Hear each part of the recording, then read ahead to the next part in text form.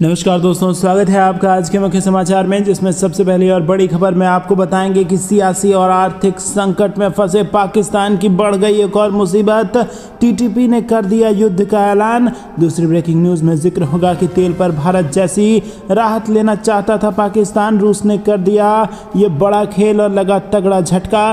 तीसरी breaking news में आपको बताएंगे कि G20 की अध्यक्षता आज से भारत के पास, पीएम मोदी ने बताया किस एजेंडे पर करेंगे काम।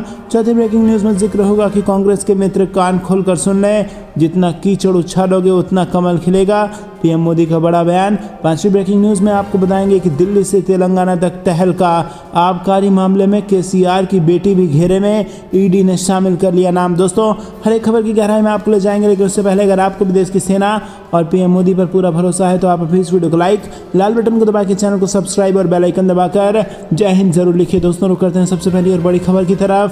सियासी और आर्थिक संकट में फंसे पाकिस्तान की बढ़ गई एक और मुसीबत। टीटीपी ने कर दिया है युद्ध का ऐलान। जी हां दोस्तों, आर्थिक और सियासी संकट से घिरे पाकिस्तान के सामने एक और बड़ी मुसीबत आने वाली है। आतंक को पनाह देने वाला पाकिस्तान अब खुद आतंक की बारूद के ढेर पर बैठा है।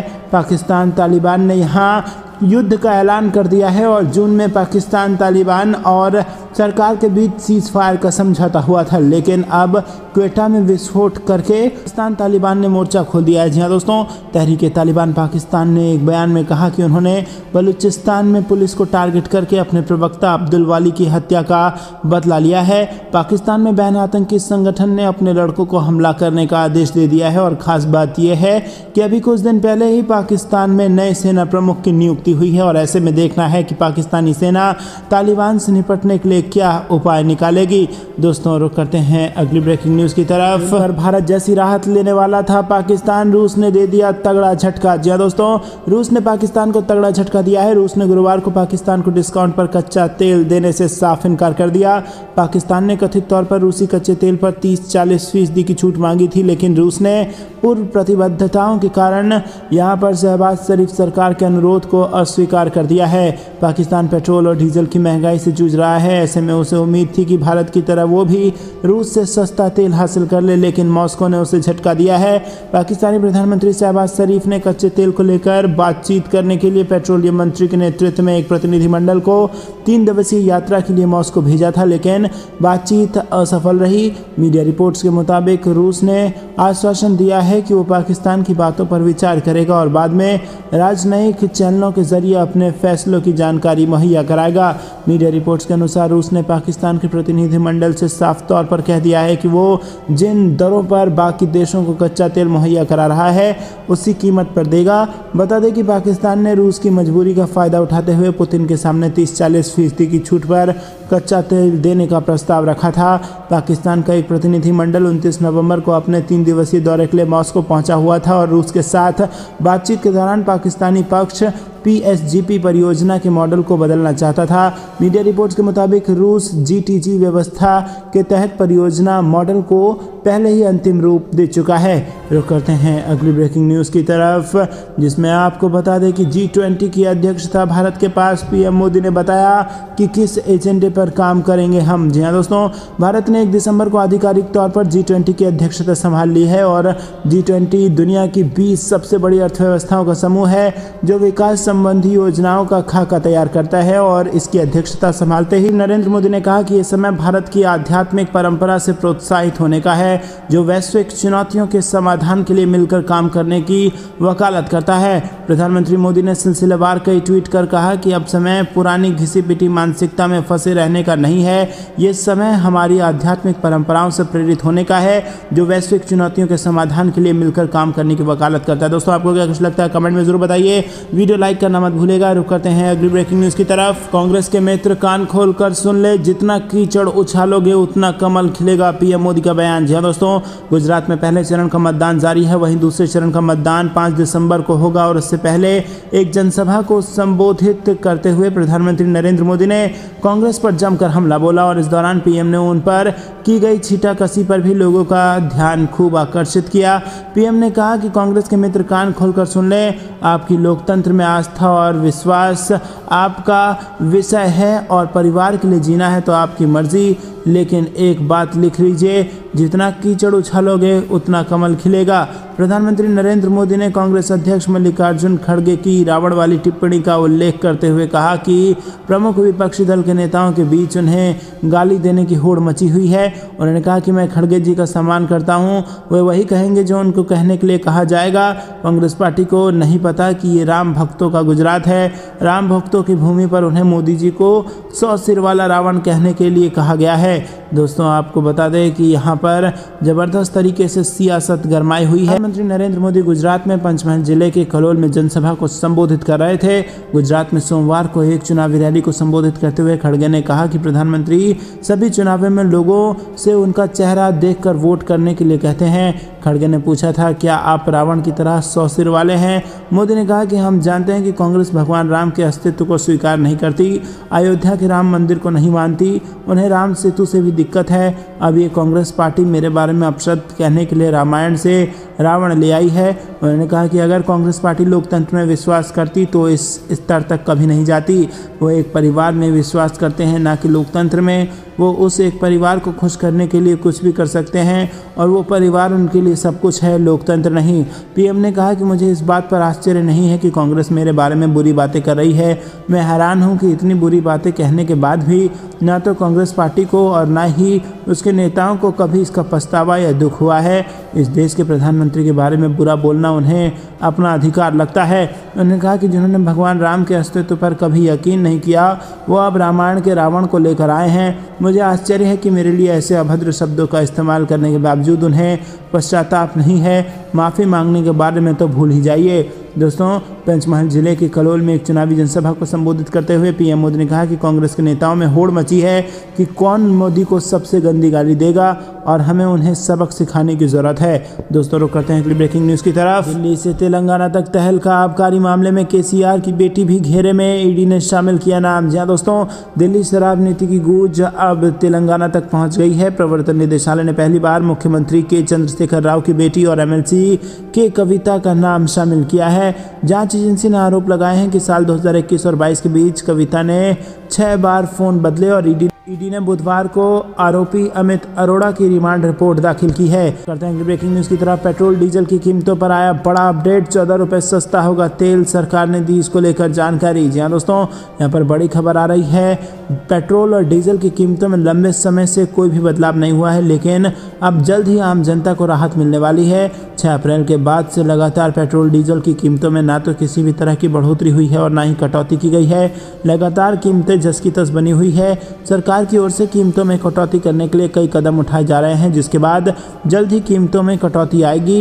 एक्सपर्ट्स का मानना है कि जल्द ही कीमतों में 10% यानी करीब 14 रुपये तक की कटौती होगी। ग्लोबल मार्केट में कच्चे तेल की कीमत में बड़ी गिरावट आने की संभावना है। एक्सपर्ट्स के मुताबिक इस समय ब्रेंट क्रूड का भाव लगातार गिरकर जनवरी के स्तर पर पहुंच गया है और वहीं इस दौरान घरेलू ऑयल की कीमतों में कोई भी कटौती नहीं हुई है। तो ऐसे में माना जा रहा है कि जल्द ही पेट्रोल डीजल की कीमतों में भारी कटौती आ जाएगी। आपको बता दें, घरेलू मार्केट में पेट्रोल डीजल की कीमतें ग्लोबल मार्केट में कच्चे तेल की कीमतों में उठापटक से घटते बढ़ते हैं, लेकिन यहाँ पर कीमतों में लगातार स्थिरता बनी हुई है और ऐसे में कीमतों में भारी गिरावट आना तय है और माना जा रहा है कि गिरावट जल्द ही आ सकती है। रुक करते हैं ब्रेकिंग न्यूज की तरफ। आपको बता दें कि रक्षा मंत्री राजनाथ सिंह ने दिया है बड़ा बयान और कहा है कि पीओके को पाकिस्तान से वापस लेना संसद का है संकल्प और पीओके के लोग हैं पाकिस्तान के खिलाफ। जी हाँ दोस्तों, देश के रक्षा मंत्री राजनाथ सिंह ने एक बार फिर पाकिस्तान अधिकृत कश्मीर को वापस लेने की बात कही। उन्होंने कहा कि पीओके को वापस लाना हमारा संकल्प है और इसी के साथ ही राजनाथ सिंह ने कहा कि हम गुजरात चुनाव में रिकॉर्ड वोटों से जीत हासिल करेंगे। इससे पहले जब राजनाथ सिंह जम्मू कश्मीर के दौरे पर गए थे, वहां उन्होंने कहा था कि पाकिस्तान अधिकृत कश्मीर में उसने यानी कि पाकिस्तान ने जो किया है उसकी कीमत चुकानी पड़ेगी। पाकिस्तान अपने कब्जे वाले कश्मीर में लोगों पर अत्याचार कर रहा है और उसे इसके परिणाम भुगतने होंगे। कि हमने कश्मीर का विकास कार्य शुरू कर दिया है, लेकिन हम तब तक नहीं रुकेंगे जब तक हम गिलगिट बाल्टिस्तान नहीं पहुंच जाते। जी हाँ दोस्तों, रक्षा मंत्री के इस बयान के बाद सेना के उत्तरी कमान अधिकारी लेफ्टिनेंट जनरल उपेंद्र द्विवेदी ने कहा था कि सरकार का जो भी निर्देश रहेगा उसका पालन किया जाएगा। उन्होंने कहा कि हम कोई भी कार्रवाई करने के लिए तैयार हैं, जैसा सरकार का आदेश रहेगा उसी हिसाब से हम काम कर देंगे। उपेंद्र द्विवेदी ने पाकिस्तान को भी चेतावनी जारी की है। सीज़फायर का अगर उल्लंघन किया जाएगा तो उसे मुंह तोड़ जवाब मिलेगा। दोनों देशों की जिम्मेदारी है कि सीमा पर शांति बने रहे, लेकिन अगर पाकिस्तान कोई कदम उठाएगा तो उसे अंजाम भुगतने के लिए भी तैयार रहना होगा। दोस्तों रुक करते हैं अगली ब्रेकिंग न्यूज की तरफ। आखिर क्यों मोदी की शरण में आए पुतिन, क्या है भारत के सामने रूस की झोली फैलाने का मकसद? जी हाँ दोस्तों, आपको बता दें कि प्रतिबंधों की मार झेलता रूस अब भारत के पास मदद के लिए आया है। मंगलवार को न्यूज एजेंसी रॉयटर्स की तरफ से जो रिपोर्ट आई है, अगर उस पर यकीन करें तो भारत से अलग अलग तरह के उत्पादों की बिक्री करने की रिक्वेस्ट रूस ने की है। और सूत्रों की तरफ से बताया गया है कि नवंबर महीने की शुरुआत में जब भारत के विदेश मंत्री एस जयशंकर रूस के दौरे पर गए थे तो उसी समय ये लिस्ट सौंप दी गई थी। रूस के वाणिज्य मंत्रालय ने भी देश की कंपनियों से उसे कच्चे माल और उपकरण की लिस्ट उन्हें सौंपने के लिए कहा है जिसकी उन्हें ज़रूरत है। हैरानी की बात है कि रूस जो भारत की मिलिट्री ज़रूरत का सबसे बड़ा साथी है, अब उसे भारत की ज़रूरत पड़ रही है। भारत की कुछ कंपनियों ने रूस की मदद पर कुछ चिंता भी जताई है। भारत रूस के साथ अपना व्यापार बढ़ाने के लिए उत्साहित है और वो चाहता है कि ऐसा करके जो घाटा हुआ है उसे कम किया जा सके। जो रिपोर्ट आई है उसके मुताबिक रूस ने भारत से कार से लेकर एयरक्राफ्ट और ट्रेन के पुर्जों की डिलीवरी के लिए कहा है। ऐसे समय में जब रूस यूक्रेन पर हमले तेज करता जा रहा है तो उसके पास कई संसाधनों की कमी भी होने लगी है। दोस्तों रुक करते हैं अगली ब्रेकिंग न्यूज़ की तरफ, जिसमें आपको बता दें कि कश्मीर में कामयाब हुई मोदी सरकार और देखती रह गई। 1999 में हारने वाली पाकिस्तानी सेना अल-कायदा ने निकाली अपनी भड़ास। जी हाँ दोस्तों, भारत सरकार ने 5 अगस्त 2019 को जम्मू कश्मीर से धारा 370 को निरस्त कर दिया था। विशेष राज्य का दर्जा खत्म होने से आतंकवादियों और पाकिस्तान जैसे देशों को बड़ा झटका लगा था और घाटी में कायम शांति को देखकर आतंकी बेचैन हो रहे हैं और अब एक दूसरे को जिम्मेदार ठहरा रहे हैं। कुख्यात आतंकवादी संगठन की क्षेत्रीय शाखा भारतीय उपमहाद्वीप में अल-कायदा ने भी कश्मीर में भारत सरकार की सफलता स्वीकार कर लिया है। उसने घाटी में उग्रवाद के संबंध में पाकिस्तान पर अपनी भड़ास निकाली है। अपने आधिकारिक मैगजीन में अल-कायदा ने कहा कि भारत सरकार कश्मीर में सफल साबित हुई है और इसके लिए पाकिस्तान की सुस्त प्रतिक्रिया और कार्रवाई में कमी जिम्मेदार है। आतंकवादी संगठन ने पाकिस्तानी सेना पर कश्मीर केंद्रित आतंकवादियों के खिलाफ कार्रवाई करके भारत की मदद करने का आरोप लगाया है। मैगजीन में 1999 करगिल युद्ध में भारत से हारने के लिए पाकिस्तान सेना का मजाक उड़ाया गया है। कश्मीर में आतंकी गतिविधियों में आई कमी पर अल-कायदा ने खुलकर अपनी झल्लाहट प्रकट की है। अपनी मैगजीन में अल-कायदा ने पाकिस्तानी मुस्लिमों से एकजुट होकर कश्मीर में आतंक फैलाने की अपील की है। दोस्तों रुक करते हैं अगली ब्रेकिंग न्यूज़ की तरफ। भारत और अमेरिका का युद्ध अभ्यास, पहाड़ में आपदा से निपटने के लिए दोनों देशों की सेनाओं ने चलाया सहायता मिशन। जी हाँ दोस्तों, उत्तराखंड के तपोवन में भारत और अमेरिका की सेना का संयुक्त सैन्य प्रशिक्षण युद्धाभ्यास जारी है। बुधवार को दोनों देशों के सैनिकों ने पहाड़ी इलाके में आपदा के दौरान स्थिति को संभालने को लेकर अभ्यास किया। अमेरिकी सेना के अधिकारी ब्रैडी कैरोल ने कहा है कि हम फ्लैश फ्लड और इसी तरह की स्थितियों के बारे में एक संयुक्त अभ्यास कर रहे हैं और ये भारतीय सेना और अमेरिकी सेना के बीच रक्षा सहायता मिशन और संबंधों को और मजबूत करने पर केंद्रित है। वहीं दोस्तों आपको बता दें, कैप्टन टी.एस. भाटी ने कहा कि संयुक्त अभ्यास के 2 सप्ताह हो गए हैं और अब हम पहाड़ी इलाकों में त्रासदियों के दौरान हताहतों की संख्या से निपटने और मानवीय सहायता प्रदान करने पर ध्यान केंद्रित कर रहे हैं। रुक करते हैं अगली ब्रेकिंग न्यूज़ की तरफ। तमिलनाडु में बीजेपी का गंभीर आरोप, प्रधानमंत्री मोदी की सुरक्षा में चूक, राज्यपाल से की मुलाकात। जी हाँ दोस्तों, AIADMK ने हाल ही में तमिलनाडु में बिगड़ती कानून व्यवस्था को लेकर राज्यपाल से मुलाकात की थी।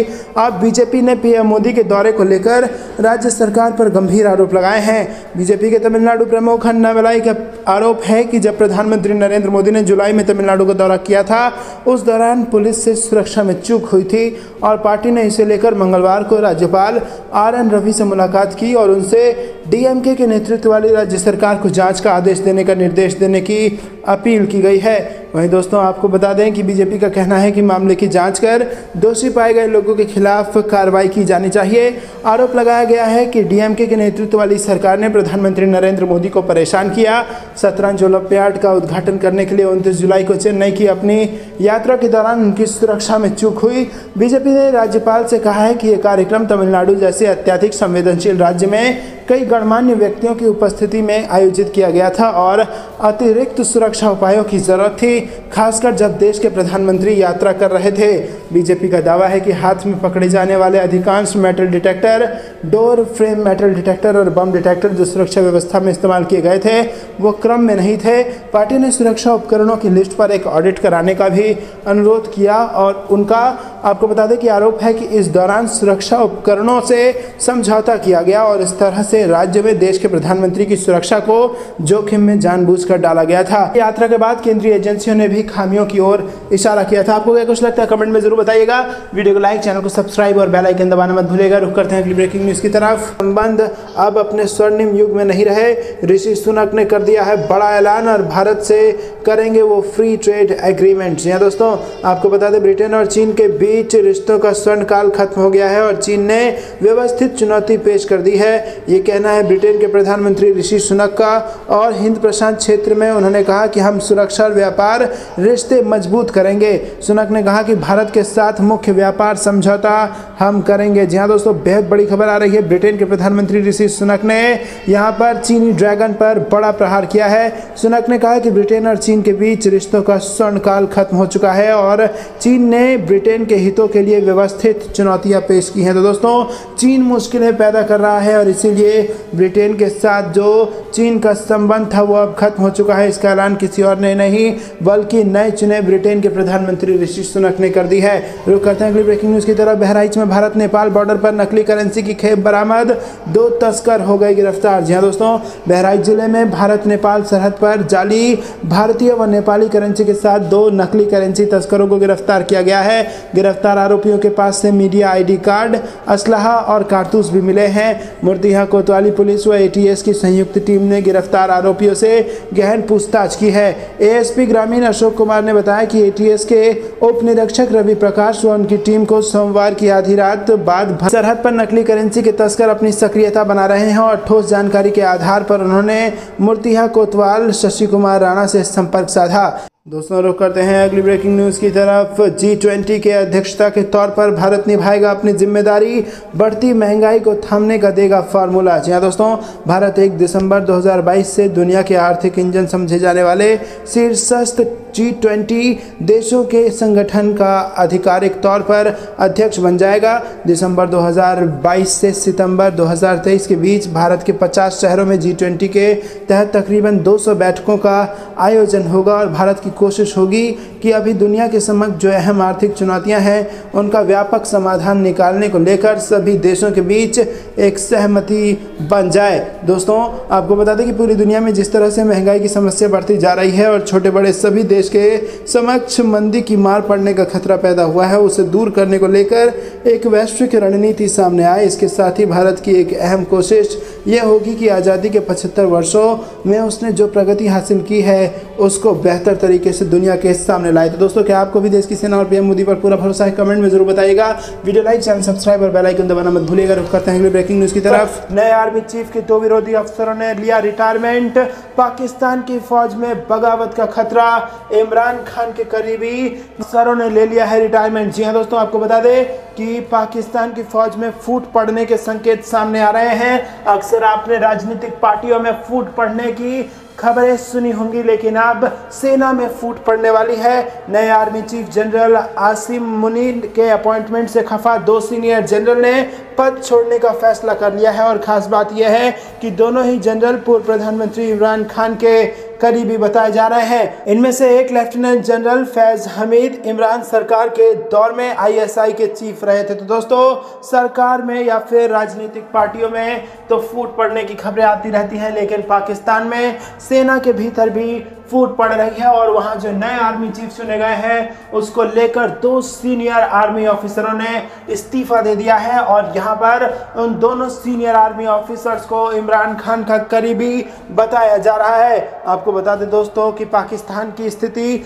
हर रोज बेकार होती चली जा रही है, चाहे वो राजनीतिक मोर्चे पर हो, चाहे आर्थिक मोर्चे पर हो, और अब रणनीतिक मोर्चे पर भी पाकिस्तान कंगाली की तरफ आगे बढ़ रहा है। जहां एक तरफ राजनीतिक उथल पुथल है, अब सेना के बीच बीच में भी उथल पुथल मची हुई है पाकिस्तान में। आपको क्या कुछ लगता है कमेंट में जरूर बताएगा। वीडियो को लाइक, चैनल को सब्सक्राइब कीजिएगा। रुक करते हैं अगली ब्रेकिंग न्यूज की तरफ। गद्दी छोड़ो, चीन में भड़का लोगों का गुस्सा, कोविड पाबंदियों पर दिन रात प्रदर्शन जारी। जी हां दोस्तों, चीन में कोरोना वायरस के चलते पाबंदियां झेल रहे नागरिकों का सब्र टूट चुका है। राजधानी बीजिंग और शंघाई समेत देश के कई बड़े शहरों में लोगों का आक्रोश बढ़ता जा रहा है।